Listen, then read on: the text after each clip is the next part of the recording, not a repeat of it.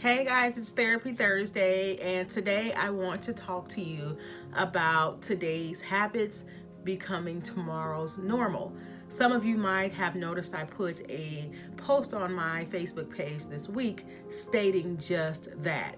So, I want to talk about repetitive habits and how that can lead up to your normal. For example, I just want to start out with domestic violence, for example. If you are in a relationship in which you are being physically, verbally, emotionally, sexually abused in any shape, form, or fashion, and you are allowing that to become habit and you are not intervening and making sure that that abusive behavior stops the minute it starts. And we'll talk more about how to do that. If you allow that to become habits in your relationship, that will become your norm. Very often when I have people to come in for counseling, married couples that have been married for many years, or even people that are not married but have been in a romantic relationship for multiple years, and there's something going on such as domestic violence or infidelity, quite often I find that the first occurrence happened early on in their relationship. Maybe there was a lot of time in between occurrences initially. So maybe the partner hit the other partner, maybe during the dating stage of their relationship one time, and they vowed to never do that again, and they didn't for quite a while. So the person married them, and later on down the road, after they'd been married for a while and things became stressful, the abuse started, and there were random occurrences, and ultimately it became more frequent.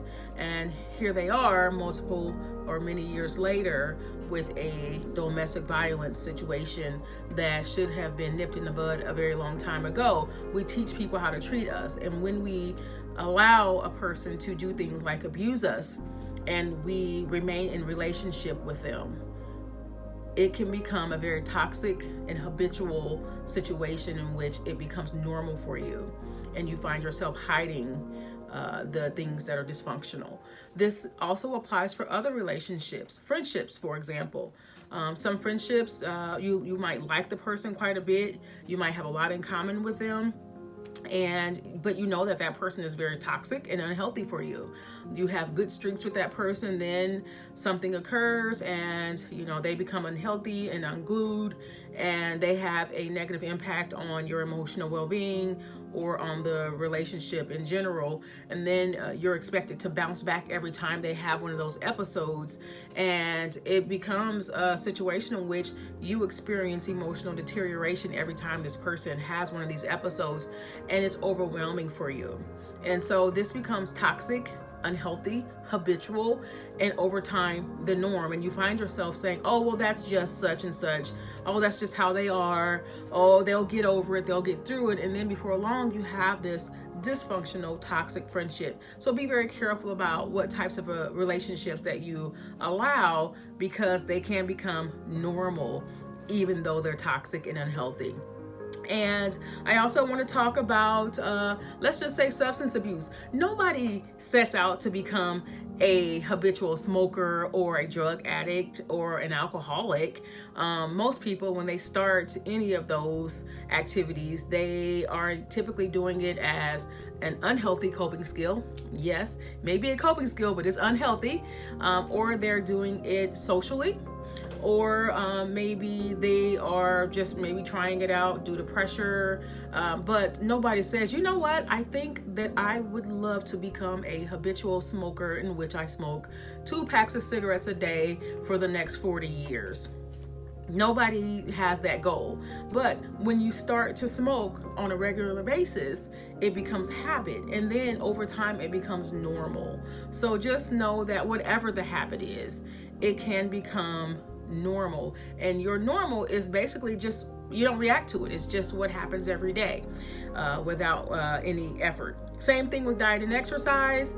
What you're doing today can become your normal tomorrow. So, for example, if you are habitually not eating, I've been having a lot of young people here over the last year or so that are not eating. They are engaging in starvation because they desire to be thin. And I would like to think that social media has a lot to do with that.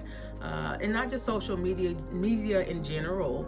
Our young people are seeing very unhealthy models in which they believe that they should try and look like or be like.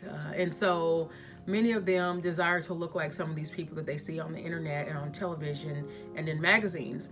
And so a lot of them are trying to starve themselves to lose weight. And so over time, that type of behavior can become habit, and so it becomes a disease overall. An eating disorder is a very serious disease, and it can actually be very deadly. Not to mention, you're robbing your body of very necessary nutrients. People that tend to engage in starvation and deprive their bodies of proper nutrition tend to get sick very often, and sometimes ultimately end up having chronic health problems or chronic disease. And so not eating or starving yourself to lose weight, I guarantee you, once you lose the weight, it won't be enough, and you'll want to lose more weight and more weight until it becomes habit, and then it becomes your norm, and then just being unhealthy becomes habit. Same thing with overeating. If you are engaging in emotional eating, and every time you have a stressful day or you have some type of personal problem, you end up overindulging in food, that becomes habit over time, and ultimately that becomes your norm or your normal. And then you end up more than likely having an issue with obesity. Not to mention other health problems that come with that. So maintaining balance with your eating habits and just having a healthy relationship with food is very necessary in order to refrain from having a dysfunctional or unhealthy normal where food is concerned. Same thing with exercise. Another thing, something that I really want to address with this is because I've worked with a lot of people that allow their children to sleep in bed with them. Lots of married couples are allowing their children to sleep in bed with them. Yes, I said it. This is a bad habit.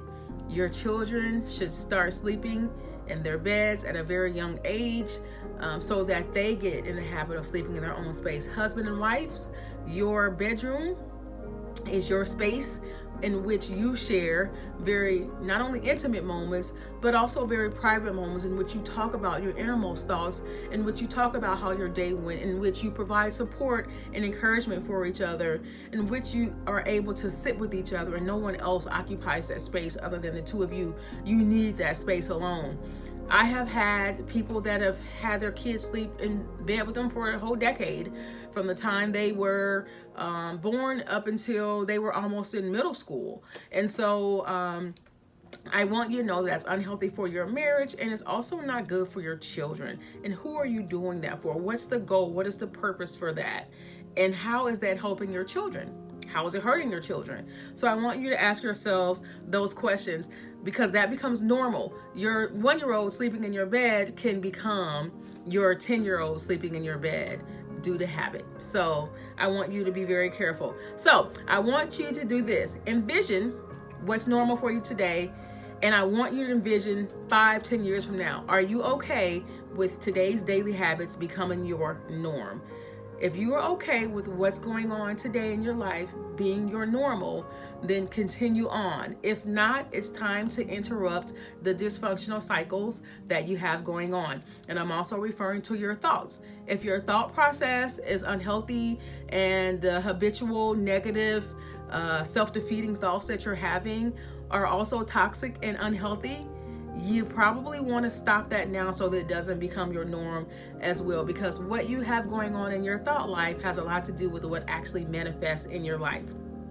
So where do you want to be?